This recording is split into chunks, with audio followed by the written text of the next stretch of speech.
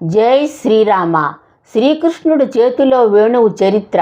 శ్రీకృష్ణుడు చేతిలో నిరంతరము వేణువు ఉంటుంది. ఆ వేణువు వెదురు చెట్టు వల్ల వచ్చింది. ఆ వేణువుకి 8 రంధ్రములు ఉంటాయి.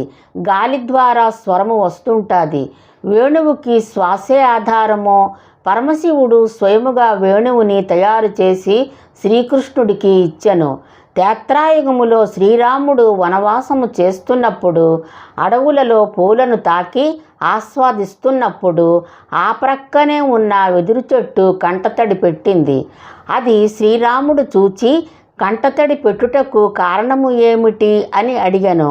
అప్పుడు వెదురు చెట్టు, రామా, నీవు పూలను తాకి ఆస్వాదించావు.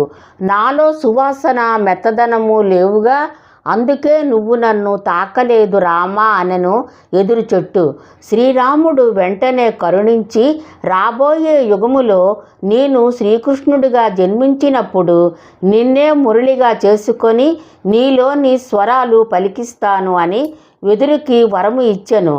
ఆ వేణువుతోనే శిశువులను, గోవులను, యమునా తీరాన్ని ఉన్న బృందావనాన్ని పరవశింప చేస్తాను అని శ్రీరాముడు ఎదురికి మాట ఇచ్చెను. ఆ వేణువుతోనే శ్రీకృష్ణుడు రాధాదేవి మనస్సును గెలుచుకున్నాడు.